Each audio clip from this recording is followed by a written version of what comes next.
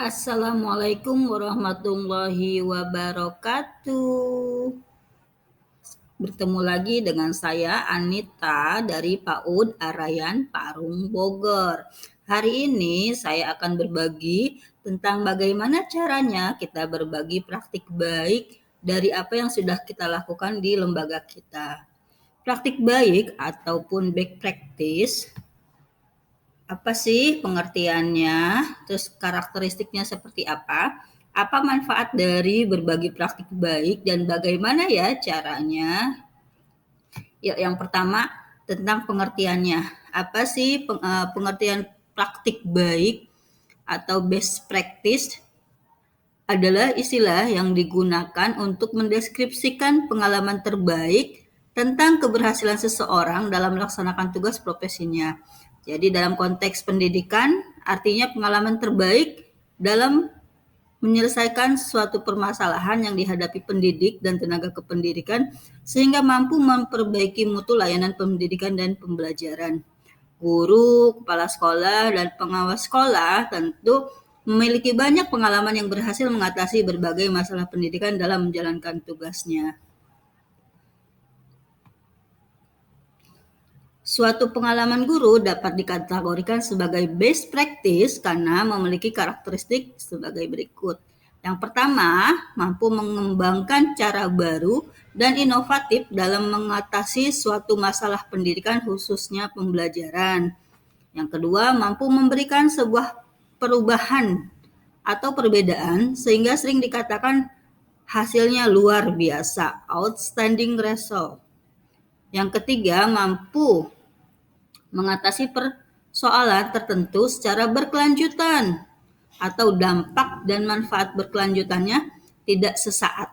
Yang keempat, mampu menjadi model dan memberikan inspirasi dalam membuat kebijakan. Yang kelima, cara dan metode yang digunakan bersifat ekonomis dan efisien. Ya, beberapa manfaat bagi praktik baik diantaranya adalah membantu mengidentifikasi dan memetakan dan mengganti praktik-praktik yang sudah dicoba dan belum berhasil atau sudah berhasil. Mendorong peningkatan kinerja menuju pada yang lebih baik dan yang terbaik. Yang ketiga, meminimalisir hilangnya pengetahuan. Keempat, mendorong terciptanya budaya kolaborasi. Kelima, memupuk budaya senang belajar. Bagaimana caranya kita berbagi praktik baik?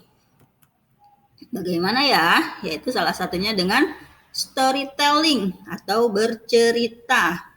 Bercerita merupakan bagian dari keterampilan dalam sejarah kehidupan manusia. Praktik cerita sudah dilakukan sejak dulu ya, dari nenek moyang kita, sebelum ada media hiburan seperti TV, video, surat kabar, dan lain-lainnya. Bercerita merupakan salah satu cara yang paling efektif dan berpengaruh untuk menggerakkan seseorang atau komunitas dalam menyampaikan suatu pesan tertentu. Salah satu pesan yang dalam kegiatan kita yang sudah kita laksanakan di lembaga kita masing-masing, yaitu berbagi praktik baik melalui bercerita. Bagaimana ya kita berceritanya gitu? Mengapa sih pentingkah gitu bercerita dalam komunitas praktis gitu?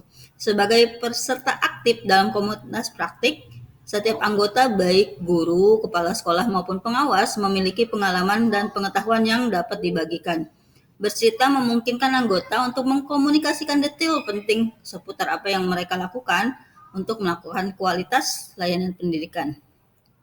Menurut Saul and Wilson, bercerita memiliki peranan yang penting untuk perubahan. Di antaranya adalah berbagi nilai dan visi pendidikan. Jadi di sini bercerita tentang bertindak sebagai media untuk menyampaikan nilai dan menciptakan visi pendidikan yang ingin dicapai bersama. Yang kedua, membangun komitmen bersama untuk perubahan. Cerita-cerita inspiratif dari guru maupun kepala sekolah dalam memberikan inspirasi anggota komunitas lain untuk berkomitmen melakukan yang sama dan mencoba strategi-strategi dari hasil pembelajaran yang dibagi.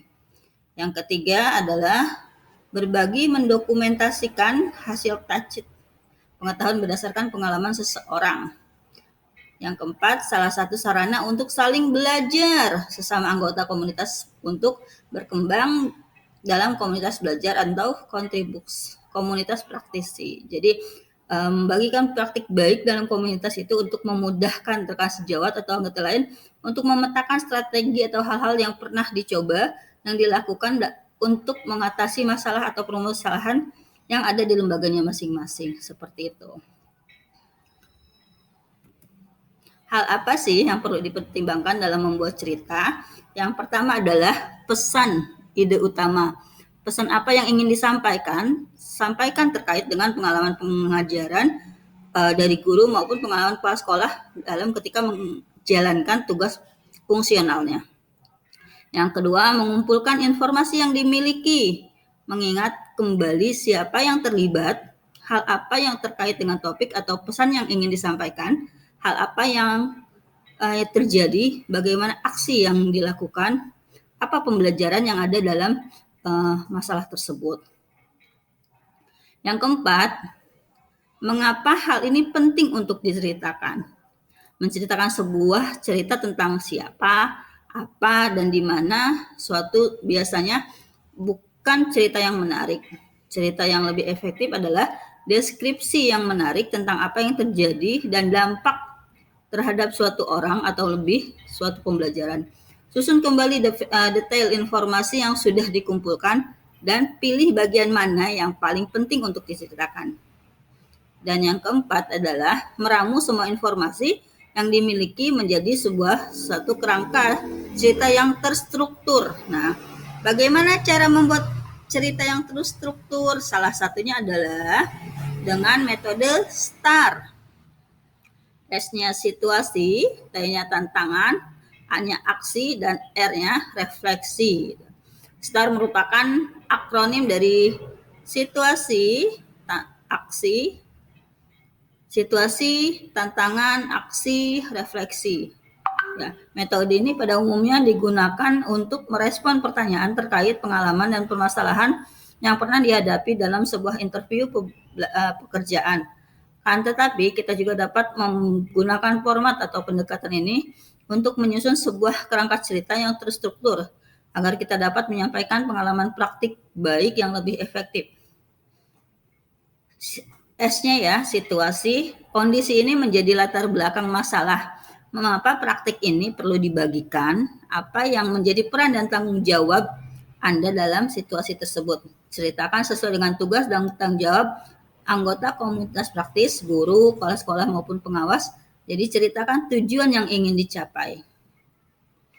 T-nya adalah tantangan, bagian yang menceritakan tantangan atau kesulitan yang harus diselesaikan untuk mencapai tujuan tersebut atau mengatasi permasalahan tersebut. Apa saja yang menjadi tantangan untuk mencapai tujuan tersebut, siapa saja yang terlibat. A-nya adalah aksi, bagian yang menceritakan strategi untuk merespon tantangan tersebut. Langkah-langkah apa yang dilakukan untuk menghadapi tantangan tersebut, strategi apa yang digunakan, bagaimana prosesnya, siapa saja yang terlibat, apa saja sumber daya atau materi yang diperlukan untuk strategi ini. Yang keempat adalah refleksi, bagian yang menceritakan perubahan dan pembelajaran setelah aksi tersebut.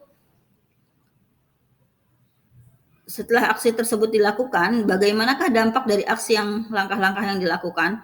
Apakah hasilnya efektif atau tidak efektif? Mengapa?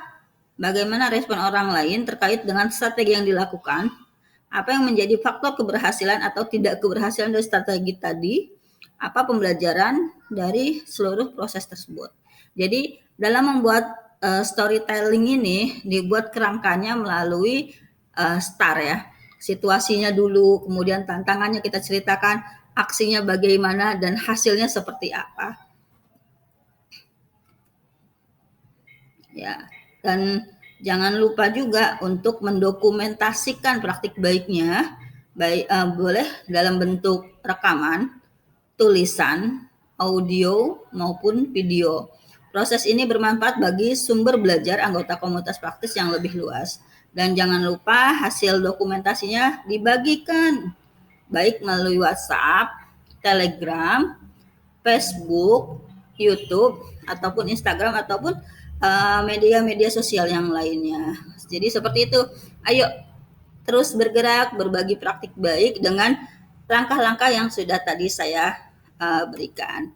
Terima kasih, semoga bermanfaat. Jangan lupa di like ya. Wabillahi taufiq wal hidayah. Wassalamualaikum warahmatullahi wabarakatuh.